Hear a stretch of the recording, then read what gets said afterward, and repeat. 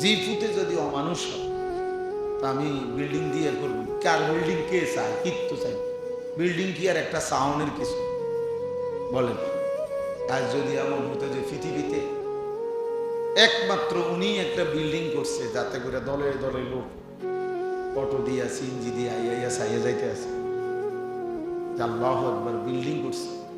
এমন আগে ছিল, আমার ছোটবেলায় মনে আছে, আমরা ছোট থাকতে কোনো গ্রামে নানার বাড়িতে দেখতাম যদি মোটরসাইকেল আইতো একটা, তো পুরা গ্রামের বাড়ির বাচ্চা কাচ্চা বেডির মেডি তাইয়া দৌড় দিয়া চাইতো, আরে সুবহানাল্লাহ হুন্ডা আইছে চাইতো। এখন কি সেটা আছে সময়? তাইলে এই খাট পালং সোফা ফার্নিচার এগুলো বাস্তবিক অর্থে খুব বেশি কিচ্ছু না। এগুলো কে দেখে? কাঠটা কিত্ত দেখবো, সোফা ছেড়ে না এমন পাগল আছে। কিন্তু একটা রিক্সাওয়ালা ঠেলাওয়ালার ঘরে একটা ফ্রিজ আছে, ওয়ালটনের ফ্রিজ তো সবার ঘরে ঘরে আছে।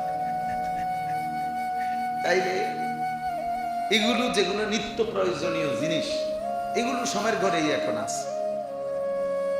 তাহলে এটা আহামরি কিচ্ছু না। আমার সন্তান, আমার স্ত্রী,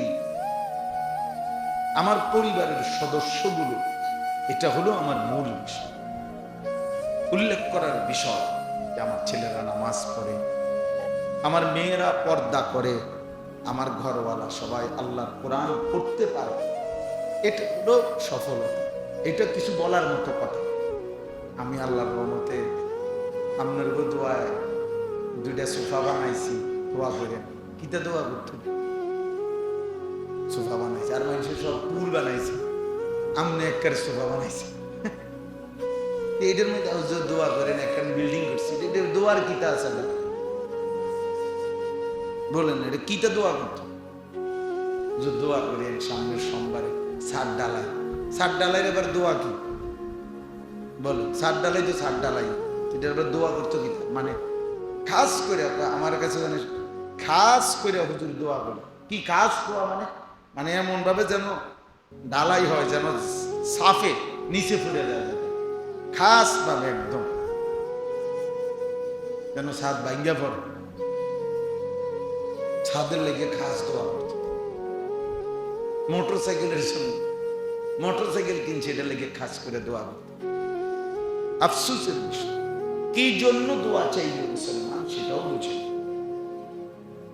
সন্তানের ঈমান, সন্তানের নামাজ, পরিবারের নামাজ, আখিরাত, মূল দোয়ার বিষয় তো হওয়ার কথা ছিল। এটা কুরআনুল কারীমের মধ্যে আছে, ইব্রাহিম আলাইহিস সালাম আল্লাহ তাআলার কাছে দোয়া করছেন, রব্বি জাআলনি মুকিমাস সালাহ ওয়া মিন যুররিয়্যাতি, আল্লাহ আপনি আমাকে পূর্ণ নামাজি বানান এবং আমার সন্তানদেরকেও। তাহলে এই দোয়ার বিষয়, এটা দোয়ার বিষয়। ইব্রাহিম আলাইহিস সালাম দোয়া করছে, ওয়া মিন যুররিয়্যাতিনা উম্মাতাম মুসলিমাতাল লাক, আল্লাহ আপনি আমার বংশধরকে কিয়ামত পর্যন্ত উম্মতে মুসলিমা আপনার অনুগত হিসাবে কবুল করেন। এটা দোয়া বংশধরের জন্য। ইব্রাহিম আলাইহিস সালাম হযরত হাজেরা এবং ইসমাঈল ওনাদের দুইজনকে যখন মরুভূমিতে আল্লাহর ঘরের কাছে রেখে আসছেন, একাকী, কেউ নাই, ঘাস নাই, পানি নাই, মানুষ নাই, কিচ্ছু নাই, এরকম দুধু মরুভূমিতে যখন রেখে আসছেন, সেদিন তিনি দোয়া করছেন, কোরআন শরীফে আছে, রব্বানা লিয়ুকিমুস সালাহ, আল্লাহ আমার স্ত্রী সন্তান যেন নামাজ আদায়। কোন মুহূর্তে? যেই মুহূর্তে এক ফোঁটা পানি নাই, বিছানা নাই, মানুষ, তখনও উনি ফিকির করছেন যে আল্লাহ আমার সন্তান বিবি তারা যেন নামাজ পড়ে। ও বাত্তরকারী আল্লাহ, এগুলো আমি জানি। ওনার ইয়াকিন ছিল যারে আল্লাহ সৃষ্টি করছেন তারা যদি আল্লাহ হায়াত দেয় তো রিজিক হইবে, যার হায়াত আছে তার কি আছে? এটা সোজা হিসাব, সোজা হিসাব। আর কোনো মানুষে সব বেলা পেট ভরে ভাত খায়, তো কাজেই কম বেশ হইতেই পারে, কম বেশ হইতেই পারে। কেউই আপনার সব বেলা কি খায় না, পেট ভরা খায় না। তো কাজে হায়াত আছে তো রিজিকও আছে। ইন্নার রিজকা লা ইয়াতলুবুল আবদা কামা ইয়াতলুবু আজারা। নবী সাল্লাল্লাহু আলাইহি ওয়াসাল্লাম বলেন, নিশ্চয়ই কোন মানুষের মৃত্যু যেমন তাকে তালাশ করে আনে, রিজিকও তাকে সেভাবে তালাশ করে নেয়। আপনার রিজিকই আপনাকে খুঁজে নিবে, খুঁজে নিবে। আপনি ফিকির এত অস্থির হবার কিছু না। তাহলে আমাদের এটা বোঝা উচিত। এই আপনারাই বুঝেন, 10 জন হোক, 5 জন হোক, একজনই বুঝেন যে আমার আসলে কর্তব্য কি। কর্তব্য এই যে ছোট বাচ্চা মনে করে এই বাবার কাছে আমানত, আমানত। এক বাচ্চার হাসি সারা পৃথিবীর শ্রেষ্ঠ হাসি।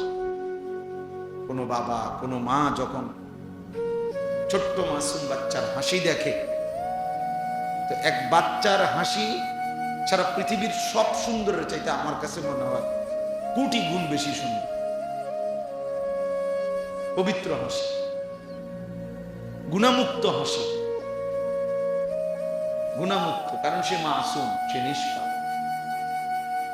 তাহলে এই যাকে আল্লাহ তাআলা আমার হাতে দিছিলেন নিষ্পাপ, আমি তারে ধীরে ধীরে নষ্ট করে দেব। তো এটা আমানতের খেয়ানত হলো না? কথা বলেন, আমারে জবাবদিহি করতে হবে না? আল্লাহ তাআলা তো মোবাইলে আসক্ত একটা বাচ্চা দেয় না, আল্লাহ তো চরিত্রহীন বাচ্চা আপনারে দেয় না, আল্লাহ তো আপনাকে দুষ্ট বাচ্চা দেয় না, আল্লাহ তো দিছিলেন পবিত্র বাচ্চা। আপনি তারে ধীরে ধীরে কি করে দিলেন? অবহেলা করে। সন্তানের জন্যই উপার্জনের এত ফিকির করে, কিন্তু সন্তানের আখলাকের ফিকির করে না। কি বোকা মানুষ! উনি কোনো মানুষই কিন্তু শুধু নিজের জন্য উপার্জন করে না, মানে আমি আমার জন্য, আমার জন্য তো টাকা 3000 হইলেই সারে, 5000 টাকা হইলেই সারে। কিন্তু এই যে মানুষ এত কষ্ট করে রোজগারের জন্য দেশে বিদেশে, এর মাকসাদ কি? হে বলে যে আমার বাচ্চা আছে, সন্তান আছে, স্ত্রী আছে, সংসার আছে আমার। তাইলে বউ বাচ্চা সংসারের জন্যই মানুষ এত কষ্ট করে, এত রক্ত পানি করে, এত টাকা পয়সা রোজগার করে। তো যার জন্য আমি এত কষ্ট করলাম, সেই যদি চরিত্রহীন হয়, অমানুষ হয়, আল্লাহ রসুলকে অস্বীকার করে, বেআমল থাকে, তো আমি কি গাছটা কাটলাম? কোন নাফরমানের জন্য আমি কষ্ট করলাম? একজন বাবার তো উচিত এটা বোঝাপড়া করে না, যে ছেলের সাথে কথা বলা যায়, আব্বা তুই যদি নামাজই না পড়ো তো তোর মতো জানোয়ারের জন্য আমি কি লেগে রোজগার করতাম? তোর মতো জানোয়ার বেনামাজি, তোরে আমি আমার জমি কেন দেব? তোরে আমার ঘরে খাওয়াবো কেন? তুই যেহেতু আল্লাহকেই পছন্দ করো না, তো বের হও, তোমার উপার্জন তুমি করো, তোমার খানা তুমি খাও। কোরআনুল কারীমের মধ্যে আছে নূহ আলাইহিস সালামকে আল্লাহ তাআলা বলছে ইন্নাহু আমালুন গায়রু সালিহ। নূহ আলাইহিস সালাম যখন ওনার ছেলে কাফের পানিতে ডুবে যাচ্ছে, নূহ আলাইহিস সালাম দোয়া করছিল আল্লাহর কাছে। আল্লাহ তাআলা বলছে ইন্নাহু লাইসা মিন আহলি, সাবধান, দোয়া করবা না, আপনামো ওই তোমার সন্তান নয়। ইন্নাহু আমালুন গায়রু সালিহ, এটা বেআমল, আর বেআমল সন্তান ইমানদারের সন্তান হয় না। আল্লাহ কোরআন বলছে ফালা তাসআলনি, সাবধান, নো নাফরমান সন্তানের জন্য আমি আল্লাহর কাছে কিছু চেয়ে